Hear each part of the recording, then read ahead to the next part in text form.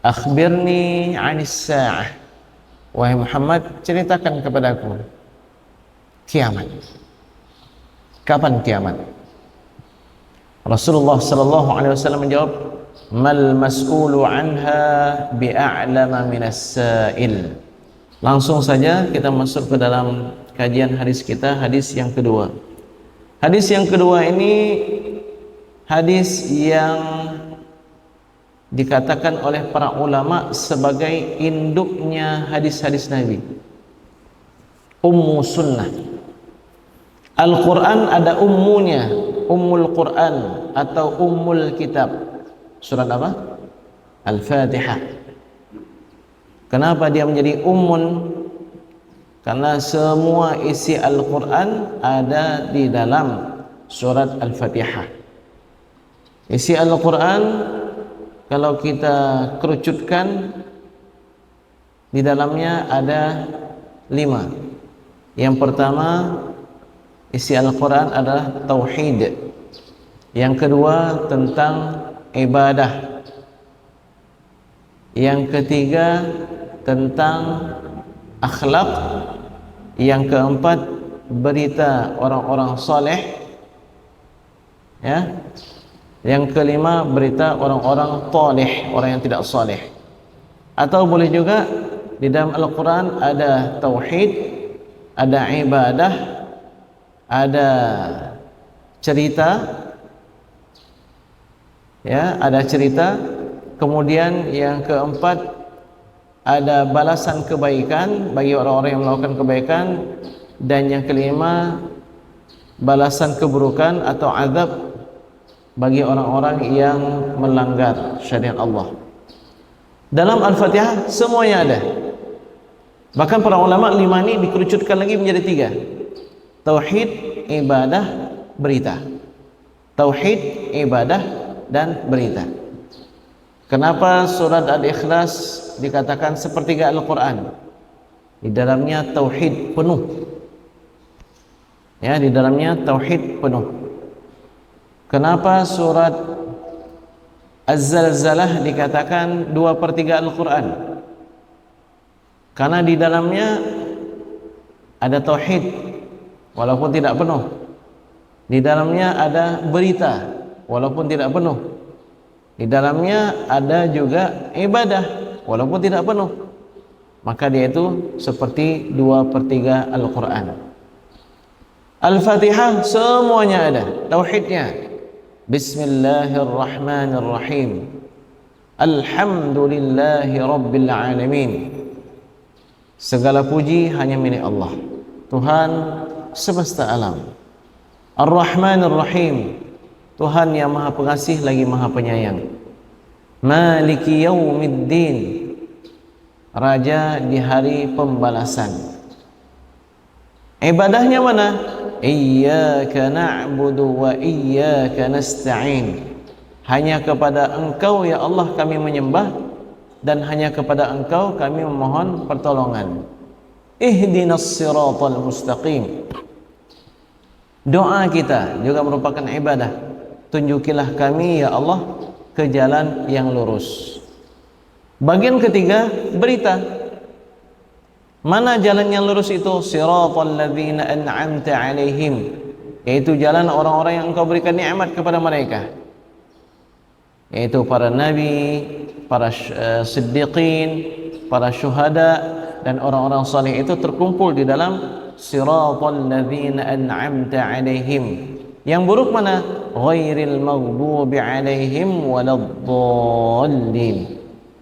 Bukan jalan mereka yang mendapatkan kemurkaan dari Engkau ya Allah, ataupun yang tersesat dari jalan-Mu ya Allah.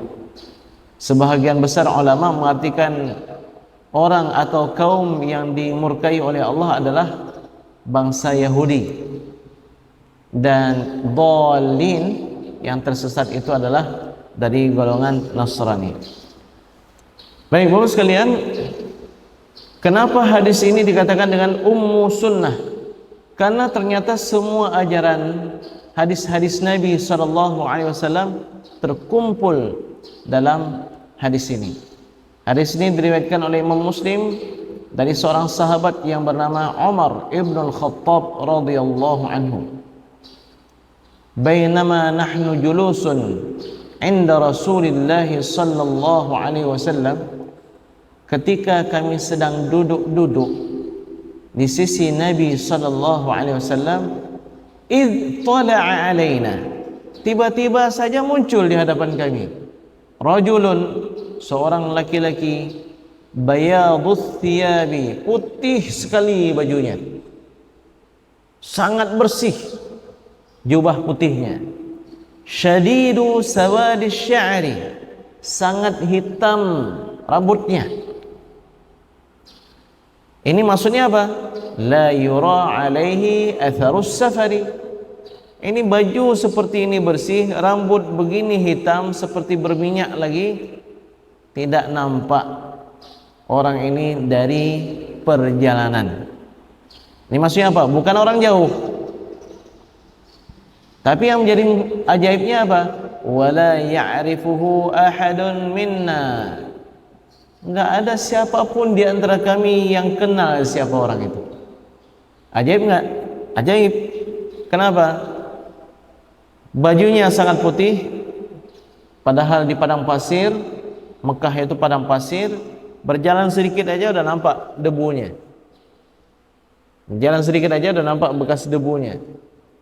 Rambutnya begitu juga, seharusnya rambutnya kering sehingga berwarna kuning atau berwarna kusam dan seterusnya.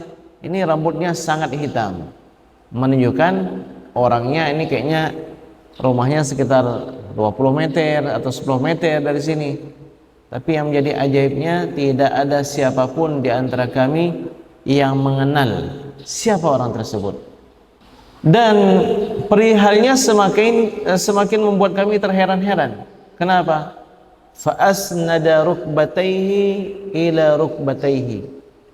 Ketika dekat masuk ke majlis tersebut, dia mendekati Nabi SAW, duduknya itu dia rapatkan lututnya dengan lutut Nabi SAW. Ini berarti orang akrab ini. Nggak mungkin orang nggak kenal tiba-tiba langsung dekatkan, berada di hadapan, bahkan lututnya berhadapan dengan lutut Nabi, bertemu dengan lutut Nabi. Wa wada'a kaffaihi ala fakhdaihi, dan meletakkan kedua telapak tangannya di atas paha Nabi. Waqala, kemudian orang ini bertanya, ya Muhammad, wahai Muhammad. Perkataan Muhammad di sini bukan perkataan versi orang Wahabi. Orang Wahabi, orang Salafi, dengan dalil ini dia katakan, lihat ini, panggilnya Muhammad bukan Sayyidina Muhammad, panggilnya Muhammad bukan Habibina Muhammad. Ini orang ini langsung panggil ya Muhammad.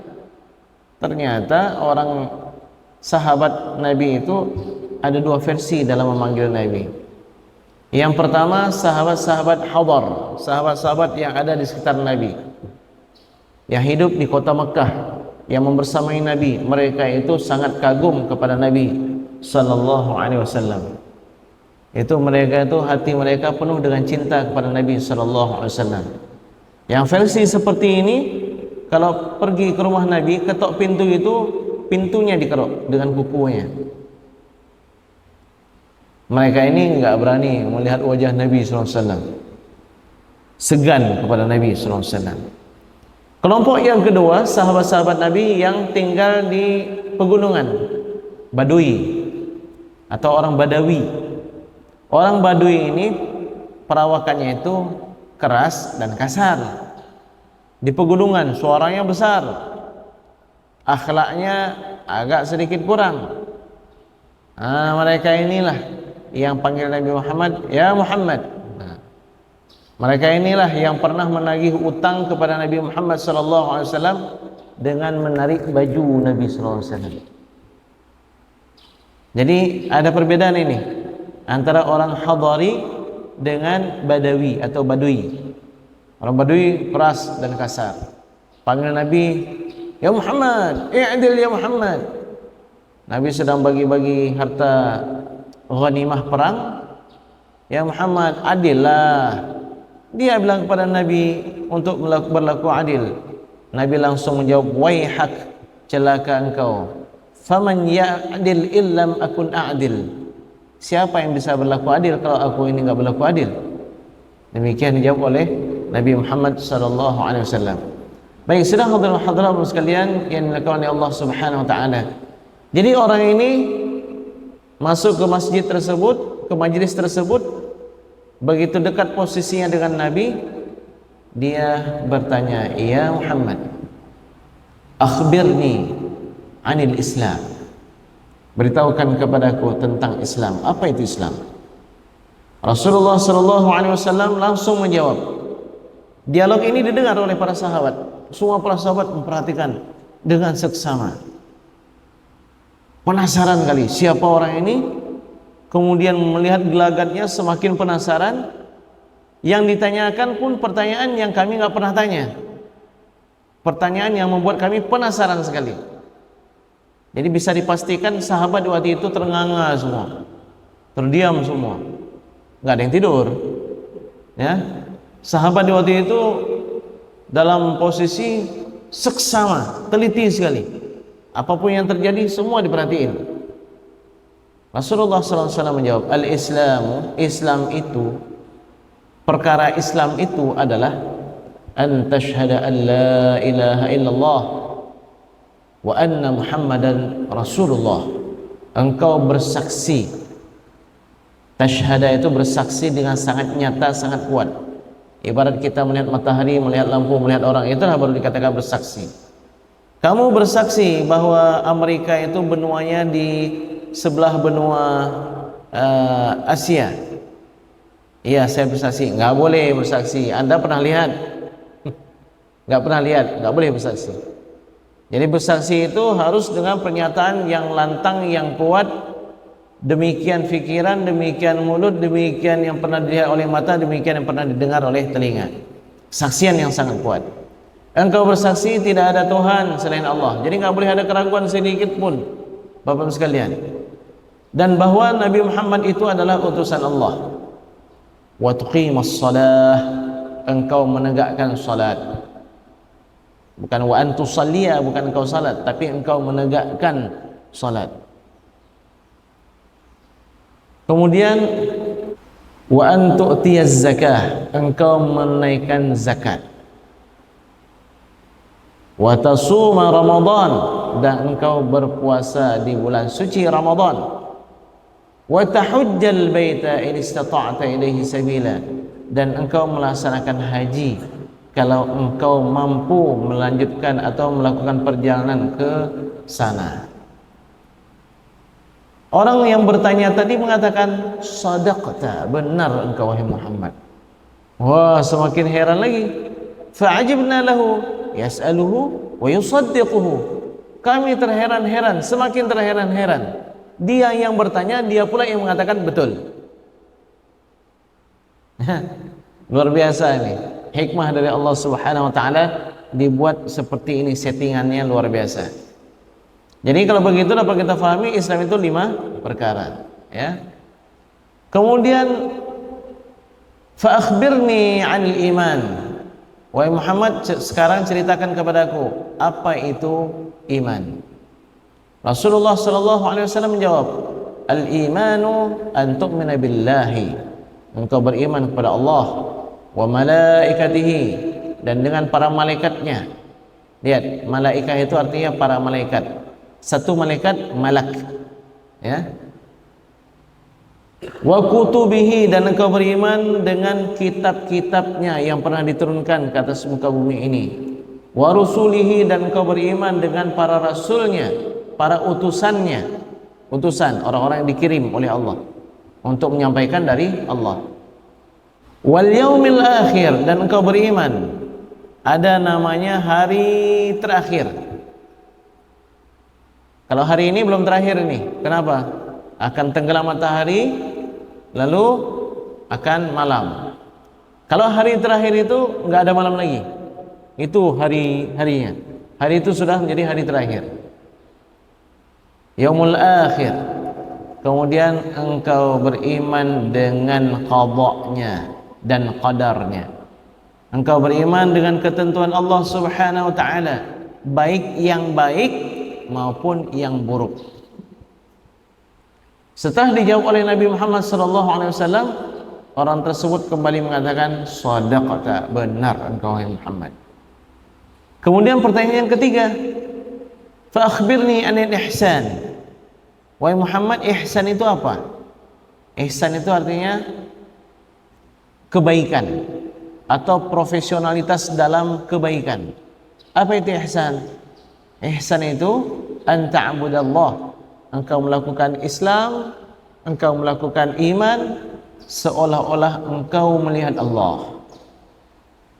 Jadi Islamnya hebat, dalam salatnya, dalam zakatnya, puasa, hajinya, seolah-olah dia melihat Allah. Dalam masalah keimanannya, imannya itu seolah dia bersama dengan Allah. An ta'budallaha ka'annaka tarahu. Ihsan itu engkau menyembah Allah seolah-olah engkau melihat Allah.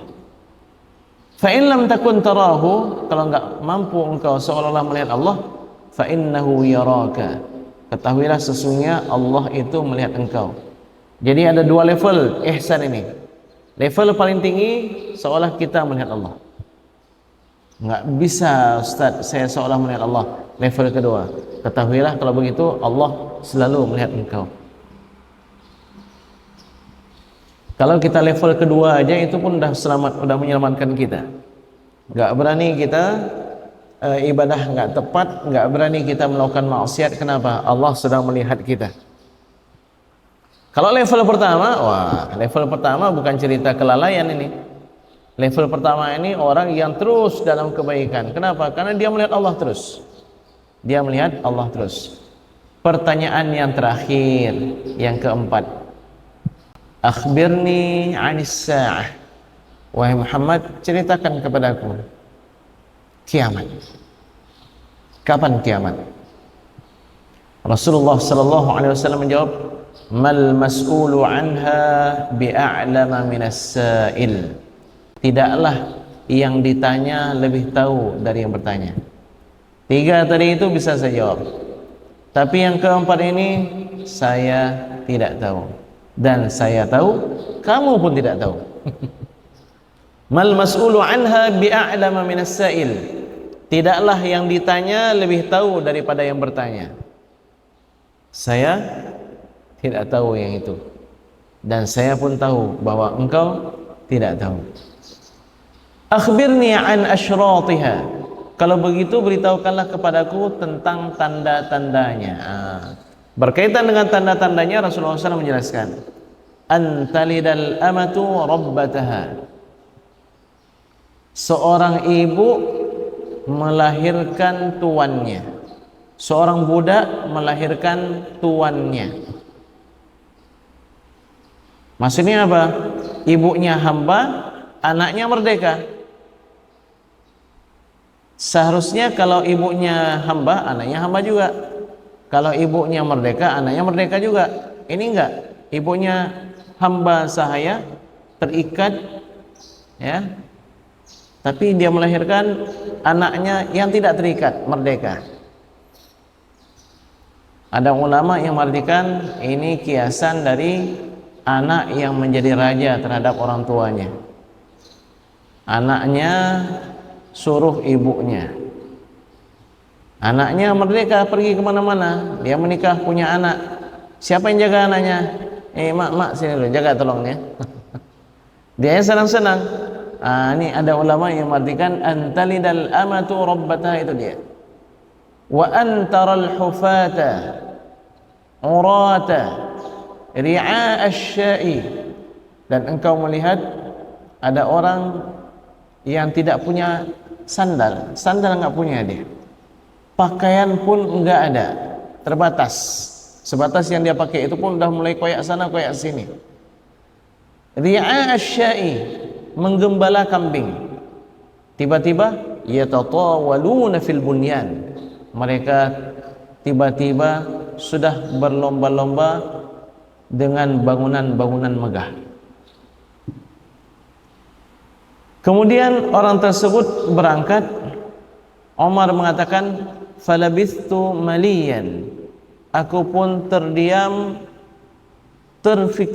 terbayang-bayang dan berfikir-fikir, siapa ini? Dan Rasulullah SAW menyapaku, ya Umar, wahai Umar, atadri manis sa'il, tahukah kamu siapa yang bertanya tadi? Allah wa rasuluhu a'lam, Allah dan Rasulnya lebih tahu. Fa innahu Jibril, itu adalah malaikat Jibril. Yas'alukum yu'allimu umura dinikum, dia datang kemari bertanya kepada kalian, tujuannya adalah untuk mengajarkan kalian tentang perkara agama kalian. Masya Allah, tabarakallah.